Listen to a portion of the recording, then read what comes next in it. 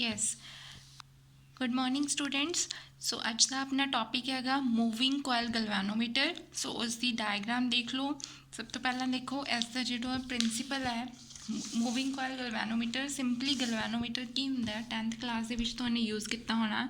गलवैनोमीटर device है। देखो पहले एमीटर की होंगे वो डिवाइस जो करंट मैजर करती है। सो जो करंट दियाँ स्मॉल वैल्यूज़ होंगे ने उन्होंने मेजरमेंट के लिए एक डिवाइस यूज़ की जाती है दैट इज़ अ गलवैनोमीटर। ठीक है। सो एज अ प्रिंसीपल हैगा जो लास्ट टॉपिक किया सी अपने करंट कैरिंग कोयल में जो मैगनैटिक फील्ड के रखते हैं तो एक्सपीरियंस टॉर्क करती है कि टॉर्क एक्सपीरियंस करती है तो इस प्रिंसीपल के उपर ही मूविंग कोयल गलवैनोमीटर वर्क करता है। So now come to its construction देखो ध्यान इस की है अपने को कनकेव शेप तो मैगनेट्स लगे हुए है। ठीक है। तो सॉफ्ट आयरन कोर का अपने सिलेंडर लिता है तो इस दे उपर रैक्टेंगुलर शेप का नॉन मैगनैटिक मटीरियल फ्रेम लगाया हुआ है। तो कॉमनली ये जोड़ा है ब्रास का बनया होंगे क्योंकि इसके उपर ब्रास का बनया होंगे तो ये उपर आले दुआले की हैगी एक वायर है जी बाउंड की हैगी कॉपर की वायर होंगी है क्योंकि ये कॉपर की वायर इस करके यूज़ की जाती है ताकि इसको इंसुलेशन प्रोवाइड कर सके। ठीक है। तो उस तो बाद इसका एक एंड है जोड़ा देखो ध्यान नाल ये वाला एंड है जोड़ा एक कनैक्टेड है स्प्रिंग नाल कनैक्टेड है अटैच है नीचे। ठीक है। तो जोड़ा सैकेंड एंड है उपर वो फॉस्फोर की ब्रॉन्ज की स्ट्रिप लगी हुई है उस अटैच है।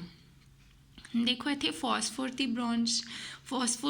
ब्रॉन्ज की स्ट्रिप ही क्यों यूज़ की जाती है क्योंकि इसकी जी टेंसाइल स्ट्रेंथ है वो बहुत ज़्यादा होंगी हैगी। ठीक है। एंड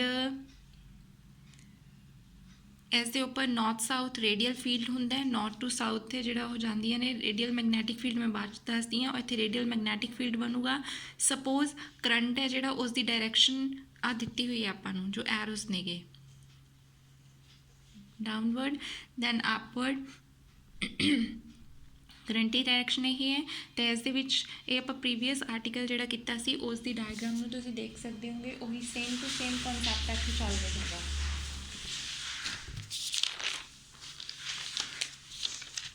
दिस वन ठीक है उस भी करंट की सी डाउनवर्ड दैन उस तो बाद की सीगा upward both these compare. Okay.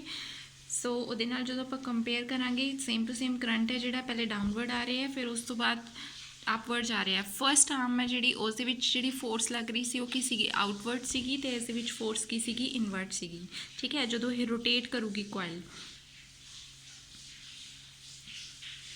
तो उस तो बाद जी फॉस्फोर्स की अटैच की हुई है इस दैन वो अगे किस दे नाल अटैच हैगी मूवेबल टॉर्जन के नाल अटैच है। मूवेबल टॉर्जन एक यहो जी चीज़ है जो रोटेट करती हैगी।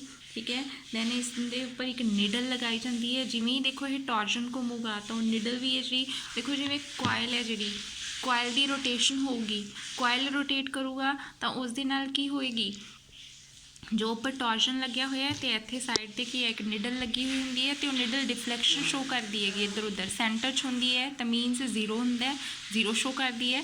लैफ्ट साइड भी वो करंट स्मॉल करंट की वैल्यू मैजर करूगी तो राइट साइड भी स्मॉल करंट की वैल्यू है जी वो मैजर करेगी। Okay. Then coil rotates we can say that then wire and torsion both rotate and needle also rotates means जेकर coil left side rotate करती हैगी दा कोयल लैफ्ट साइड मूव करूगी तो निडल भी लैफ्ट साइड मूव करूगी coil right side move करूगी तो निडल भी राइट साइड मूव करूगी। दैन कंप्लीट अपरेटस नूं है जिहड़ा वो एक सैटअप दे विच रखे हुए है T1 T2 दो टर्मिनल्स ने गे जिहड़ा टर्मिनल T1 है that is connected to the torsion movable torsion and T2 is connected to the spring that is attached at the end. So ये सी सारी इसकी कंस्ट्रक्शन पढ़ लियो नोट्स दे विच लिखी हुई हैगी। Okay. Now radial magnetic field देखो की होंगे रेडियल मैगनैटिक फील्ड है जोड़ा आ टॉप व्यू है उपर वाला टॉप व्यू दिखाया हुआ गलवैनोमीटर का। ठीक है। तो इस की है मैगनैटिक फील्ड है जो magnetic lines north to south जांदियां ने देखो जो तक प्लेन ऑफ कोयल नूं मैगनैटिक फील्ड के पैरल रखते हैं आप लास्ट केस के किया कि whenever theta is equals to 0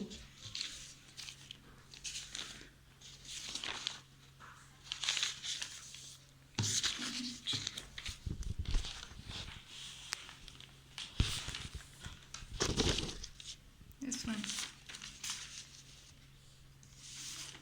ਜਦੋਂ ਥੀਟਾ ਦੀ ਵੈਲਿਊ 0 ਸੀ, ਪੈਰਲਲ ਰੱਖਿਆ ਸੀ, ਤਾਂ ਟਾਰਕ ਦੀ ਵੈਲਿਊ ਕੀ ਆਈ ਸੀ? ਮੈਕਸਿਮਮ। ਤੇ ਇਹਨੂੰ ਹੀ ਕਹਿੰਦੇ ਨੇ ਮੈਕਸਿਮਮ ਜਦੋਂ ਰੇਡੀਅਲ ਮੈਗਨੈਟਿਕ ਫੀਲਡ ਹੋਏਗਾ, ਠੀਕ ਹੈ। ਥੀਟਾ 0 ਸੀ, ਅਤੇ ਜਦੋਂ ਆਪਾਂ ਪਰਪੈਂਡੀਕੂਲਰ ਦਾ ਕੇਸ ਲਿੱਤਾ ਸੀ ਉਦੋਂ 90 ਡਿਗਰੀ ਐਂਗਲ ਸੀ, ਅਤੇ ਟਾਰਕ ਆਪਣਾ ਕਿੰਨਾ ਆਇਆ ਸੀ? 0 ਆਇਆ ਸੀ, ਠੀਕ ਹੈ।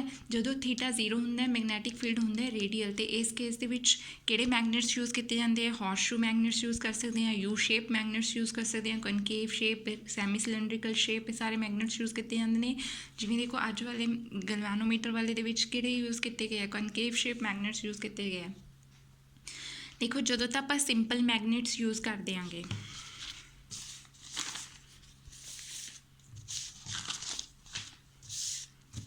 ਇੱਦਾਂ,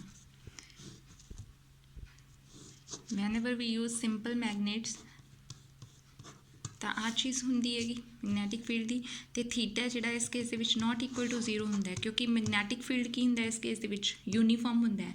ਬਟ ਰੇਡੀਅਲ ਦੇ ਕੇਸ ਦੇ ਵਿੱਚ ਕੋਇਲ ਹਮੇਸ਼ਾ 0 ਡਿਗਰੀ ਐਂਗਲ ਬਣਾਉਂਦੀ ਹੈ ਸਰਕੂਲਰ ਮੈਗਨੇਟਸ ਦੇ ਨਾਲ, ਠੀਕ ਹੈ। ਇਹ ਚੀਜ਼ ਤੁਹਾਨੂੰ ਯਾਦ ਰੱਖਣੀ ਹੈਗੀ।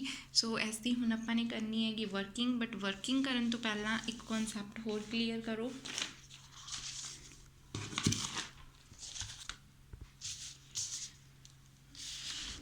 ਇਸ ਡਾਇਗਰਾਮ ਨੂੰ ਇਸ ਡਾਇਗਰਾਮ ਦੇ ਨਾਲ ਕੰਪੇਅਰ ਕਰੋ।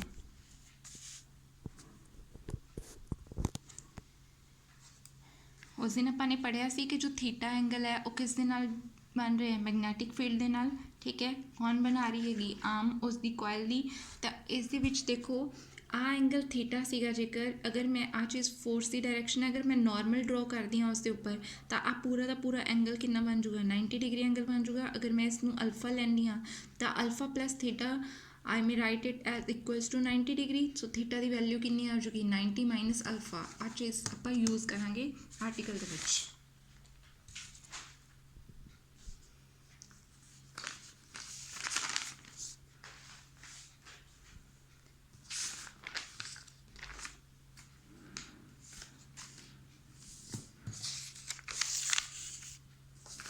ਸੋ ਆਰਟੀਕਲ ਦੇ ਵਿੱਚ ਪਹਿਲਾਂ ਲਿਖੋਗੇ B ਕੀ ਹੈ? Magnetic field the intensity. I current flow ਕਰੂਗਾ ਕੋਇਲ ਦੇ ਵਿੱਚੋਂ। L ਆਪਾਂ ਕੋਇਲ ਦੀ ਲੈਂਥ ਲੈ ਲਈ, B ਉਸ ਦੀ ਬ੍ਰੈਡਥ, ਏਰੀਆ ਕਿੰਨਾ ਹੋ ਗਿਆ? Length into breadth. N suppose number of turns ਨੇ। ਅਤੇ ਗਲਵਾਨੋਮੀਟਰ ਦਾ ਪ੍ਰਿੰਸੀਪਲ ਕੀ ਹੁੰਦਾ ਹੈਗਾ? When we placed any coil in a magnetic field then it experiences a torque. So ਉਹ ਟਾਰਕ ਦੀ ਵੈਲਿਊ ਸੀ ਜਿਹੜੀ ਪਿਛਲੇ ਆਰਟੀਕਲ ਦੇ ਵਿੱਚ ਕਿੰਨੀ ਆਈ ਸੀ ਆਪਣੀ? NIAB cos of theta. ਅਤੇ ਹੁਣੀ ਮੈंने ਤੁਹਾਨੂੰ ਪੜ੍ਹਾਇਆ ਕਿ ਥੀਟਾ ਪਲੱਸ ਅਲਫਾ ਕਿਸ ਦੇ ਇਕੁਅਲ ਹੈ? 90 ਡਿਗਰੀ। ਅਤੇ ਅਗਰ ਆਪਾਂ ਉਸਦੇ ਉੱਪਰ ਨੋਰਮਲ ਡਰੋ ਕਰਦੇ ਹਾਂ ਤਾਂ ਇਸ ਦੇ ਵਿੱਚੋਂ ਦੇਖੋ ਥੀਟਾ ਦੀ ਵੈਲਿਊ ਕੱਢ ਲਓ। ਥੀਟਾ ਦੀ ਵੈਲਿਊ ਕਿੰਨੀ ਆ ਗਈ? 90 minus alpha. So now put this value in equation number 1।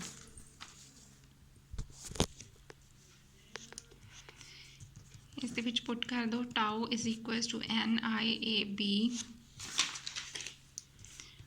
cos 90 minus alpha. ਅਤੇ ਮੈਥਸ ਦੇ ਵਿੱਚ ਪੜ੍ਹਿਆ ਤੁਹਾਨੂੰ ਟ੍ਰਿਗਨੋਮੈਟਰੀ ਦੇ ਵਿੱਚ cos 90 ਮਾਈਨਸ ਥੀਟਾ ਕੀ ਹੁੰਦਾ ਹੈ? ਹਮੇਸ਼ਾ ਸਾਈਨ ਥੀਟਾ। ਮੀਨਸ ਥੀਟਾ ਇੱਥੇ ਅਲਫਾ ਹੈ, ਸੋ ਕਿੰਨਾ ਆ ਗਿਆ? Sine alpha. ਨਾਓ ਅਲਫਾ ਦੀ ਵੈਲਿਊ ਹੈ ਜਿਹੜੀ, ਅਲਫਾ ਜੋ ਹੈ ਉਹ ਐਂਗਲ ਹੈ ਕਿਸ ਕਿਸ ਦੇ ਵਿੱਚ ਬਣ ਰਿਹਾ ਹੈਗਾ? ਅਲਫਾ ਐਂਗਲ ਨੋਰਮਲ ਜੋ ਡਰੋ ਕੀਤਾ ਪਲੇਨ ਆਫ ਕੋਇਲ ਦੇ ਉੱਪਰ, ਆ ਨੋਰਮਲ ਡਰੋ ਕੀਤਾ R this one is normal and this is a direction of magnetic field। ਇਹਨਾਂ ਦੋਨਾਂ ਦੇ ਵਿੱਚ ਜੋ ਐਂਗਲ ਬਣ ਰਿਹਾ ਉਹ ਕੀ ਹੈ ਆਪਣਾ? Alpha. Alpha is the angle between normal and the direction of magnetic field। now ਅਗਰ ਅਲਫਾ ਦੀ ਵੈਲਿਊ 90 ਡਿਗਰੀ ਹੈ ਤਾਂ ਸਾਈਨ ਅਲਫਾ ਕਿੰਨਾ ਹੋ ਜਾਊਗਾ? ਮੀਨ ਸਾਈਨ 90 ਕਿੰਨਾ ਹੋ ਜਾਊਗਾ? 1। ਤਾਂ ਟਾਰਕ ਹੈ ਜਿਹੜਾ ਉਹ ਕਿੰਨਾ ਹੋ ਜਾਊਗਾ? Maximum NIAB। ਅਤੇ ਇਸ ਨੂੰ ਕਹਿੰਦੇ ਨੇਗੇ ਡਿਫਲੈਕਸ਼ਨ ਟਾਰਕ। ਕਿਉਂਕਿ ਦੇਖੋ ਥੀਟਾ ਹੈ ਜਿਹੜੀ ਉਹ ਡਿਫਲੈਕਸ਼ਨ ਹੈਗੀ। ਆ ਜਿਹੜਾ ਥੀਟਾ ਐਂਗਲ ਹੈ ਇਹ ਡਿਫਲੈਕਸ਼ਨ ਹੀ ਸ਼ੋ ਕਰਦਾ ਹੈਗਾ ਕਿ ਕੋਇਲ ਕਿੰਨੀ ਡਿਫਲੈਕਟ ਕਰ ਰਹੀ ਹੈਗੀ, ਠੀਕ ਹੈ। ਅਤੇ ਇਹ ਚੀਜ਼ ਡਿਪੈਂਡ ਮੀਨਸ ਕਿੰਨੀ ਉਸ ਦੇ ਵਿੱਚ ਟਵਿਸਟ ਆਉਂਦੀ ਹੈ, ਕਿਉਂਕਿ ਨੀਚੇ ਸਪਰਿੰਗ ਲੱਗਿਆ ਹੋਇਆ, ਕੋਇਲ ਰੋਟੇਟ ਕਰੂਗੀ ਤਾਂ ਸਪਰਿੰਗ ਦੇ ਵਿੱਚ ਵੀ ਟਵਿਸਟ ਆਊਗਾ, ਠੀਕ ਹੈ। ਟੋਰਸ਼ਨ ਦੇ ਵਿੱਚ ਟਵਿਸਟ ਆਊਗਾ, ਪੂਰੀ ਫੋਸਫੋਰ ਦੀ ਬ੍ਰੌਂਜ ਸਟ੍ਰਿਪ ਲੱਗੀ ਹੋਈ ਹੈ ਉਸ ਦੇ ਵਿੱਚ ਟਵਿਸਟ ਆਊਗਾ। ਅਤੇ ਇਹ ਚੀਜ਼ ਡਿਪੈਂਡ ਕਰਦੀ ਹੈਗੀ I ਦੇ ਉੱਪਰ, ਕਰੰਟ ਦੇ ਉੱਪਰ, ਕਿੰਨਾ ਕਰੰਟ ਉਸ ਦੇ ਵਿੱਚੋਂ ਫਲੋ ਕਰ ਰਿਹਾ ਹੈਗਾ। ਸੋ ਹੇਅਰ ਕਰੰਟ ਹੈ ਜਿਹੜਾ ਉਹ ਕਿਤੇ 'ਤੇ ਡਿਪੈਂਡ ਕਰ ਰਿਹਾ ਹੈਗਾ? ਟਾਰਕ ਦੇ ਉੱਪਰ। ਜਿੰਨਾ ਜ਼ਿਆਦਾ ਕਰੰਟ ਦੀ ਵੈਲਿਊ ਜ਼ਿਆਦਾ ਹੋਊਗੀ ਉਨਾ ਹੀ ਟਾਰਕ ਵੀ ਕੀ ਹੋਊਗਾ? ਜ਼ਿਆਦਾ ਹੋਊਗਾ, ਠੀਕ ਹੈ। ਸੋ ਇਹ ਚੀਜ਼ ਆਪਾਂ ਨੇ ਪ੍ਰੂਵ ਕਰਨੀ ਹੈ ਕਿ ਜੋ ਡਿਫਲੈਕਸ਼ਨ ਹੋ ਰਹੀ ਹੈ that is directly proportional to the current flow through the coil. Okay so ये आ गया डिफ्लैक्शन टॉर्क। हुण इसे टॉर्क के कारण देखो कॉयल रोटेट करूगी, फॉस्फोरस की ब्रॉन्ज ट्विस्ट करूगी, जिहदे कारण एक रीस्टोरिंग टॉर्क है जिहड़ा वो वायर दे विच आ जाऊगा, ठीक है, ताकि देखो जिहड़ी कॉयल है वो अपनी ओरिजिनल पोजीशन के उपर वापस आ जाए। तो कॉयल इत्थे अल्फा एंगल ते डिफ्लैक्ट कर रही है, ठीक है, तो कॉयल के अंदर रीस्टोरिंग टॉर्क सैटअप हो जाऊगा। तो वो टॉर्क जिहड़ा सैटअप होया वो किहदे कारण होया, स्प्रिंग की इलास्टिसिटी के कारण। तो आप लिख सकते हैं tau dash restoring is equals to K is a constant and theta is a deflection, means restoring is directly proportional to theta. क्योंकि मैंने पहले ही कहा सी कि जी डिफ्लैक्शन हैगी, ठीक है, वो किस चीज़ के उपर डिपेंड कर रही है, करंट ते, करंट अगे किस ते डिपेंड करता है, टॉर्क ते। सो इनडायरैक्टली जी ट्विस्ट आ रही है रीस्टोरिंग टॉर्क है वो किस ते डिपेंड कर रही है डिफ्लैक्शन के उपर। सो इत्थे के कॉन्सटेंट लगाया, this is equation number, this is 2 and this is 3 equation, ठीक है। सो नाउ अगर कॉयल नूं आपां इक्विलिब्रियम पोजीशन दे विच लैके आने आ तो जो डिफ्लैक्शन टॉर्क है वो किस दे इक्वल हो गया, रीस्टोरिंग टॉर्क ते, means tau is equals to tau dash restoring. So कितना आ जाऊगा, NIAB is equals to K theta. So इत्थों करंट की वैल्यू कितनी आ जाऊगी, K theta upon NAB।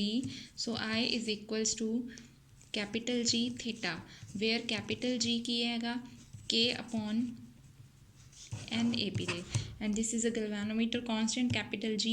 So I कि डायरैक्टली प्रोपोर्शनल आ गया थीटा दे, मीनस डिफ्लैक्शन है जो इससे डायरैक्टली प्रोपोर्शनल है कि जिन्ना उसके विचों करंट फ्लो करता है। क्लीयर। सो आ इक्वेशन है जी इंपॉर्टेंट है, अपनी अगले टॉपिक दे विच यूज़ होनी है। सो नैक्सट टॉपिक है अपना सेंसिटिविटी। कोई भी गैल्वेनोमीटर देखो सेंसिटिव कदों होगा जो उसके जो लार्ज डिफ्लैक्शन हो, जे थोड़ा जा भी करंट पास होगा, क्योंकि देखो इस दे विच मैं तुहानूं कहा सी कि इत्थे मूवेबल टॉर्जन हुंदा है, नीडल लगी हुई है, नीडल सेंटर च हैगी, दैट मीनस कोई करंट नहीं पास कर रहा, जीरो के उपर शो करूगी, ठीक है। Left side right side move कर रहा है, दैट मीनस डिफ्लैक्शन लैफ्ट साइड थोड़ी जी भी शो हो रही है, दैट मीनस वो कुछ ना कुछ करंट पास कर रहा है, चाहे स्मॉल करंट पास हो, चाहे स्मॉल वोल्टेज अप्लाई करिए आप कॉयल नूं, तो मीनस गैल्वेनोमीटर है जिहड़ा वो लार्ज डिफ्लैक्शन शो करता है। सो इसके अंदर दो टॉपिक्स आते हैं, current sensitivity and voltage sensitivity. So first is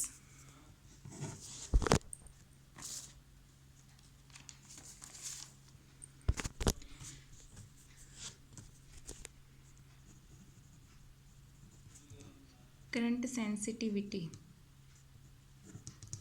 current sensitivity की डेफिनेशन की लिखोगे, it is defined as a deflection per unit current, per unit current के विचों पर यूनिट करंट देने नाल कितनी डिफ्लैक्शन गैल्वेनोमीटर शो करता है, ठीक है। सो इस दे विच की आ जाऊगा IS, I is for current, S for sensitivity, means current sensitivity is equals to, definition की बोली सी मैं, it is defined as, notes वाली डेफिनेशन लिखनी है उदा भी लिख सकते हो, आ वाली डेफिनेशन लिखनी है तो नोट्स के विच भी लिख सकते हो। It is defined as the deflection, deflection means twist rotation जो भी आ, ठीक है, पर यूनिट करंट, मीनस डिफ्लैक्शन का की सिंबल अपना थीटा, पर यूनिट करंट मीनस I। सो आ गया थीटा अपॉन I। नाउ अपनी I की वैल्यू है जी पिछली इक्वेशन के विच की आ, के theta upon NAB।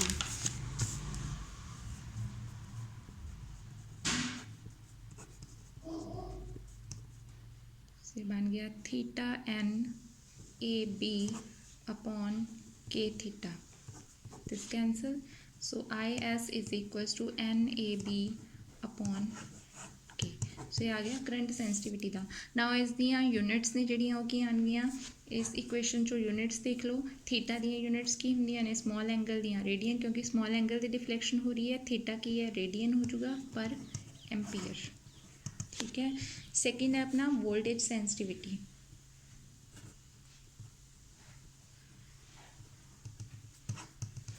Now voltage sensitivity के विच की लिखोगे, it is defined as the deflection per unit voltage.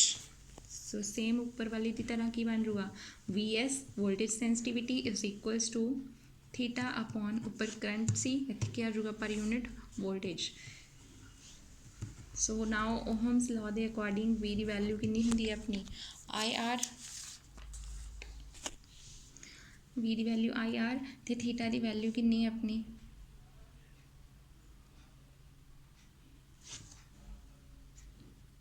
NI AB upon K। इतों कटोगे इस इक्वेशन चो वैल्यू, ठीक है।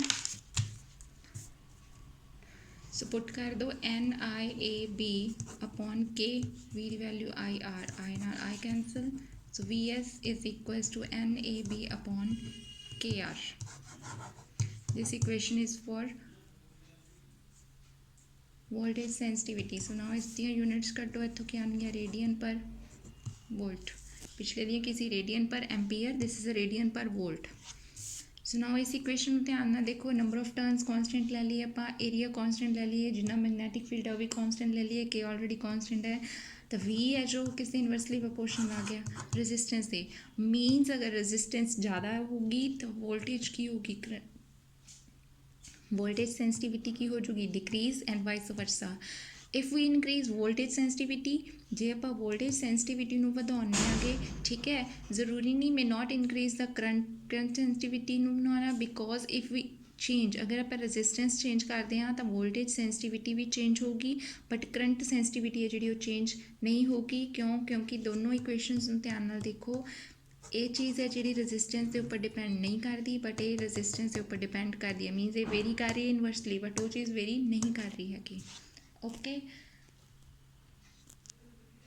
सो नैक्सट टॉपिक एमीटर है और नैक्सट वीडियो के देखो।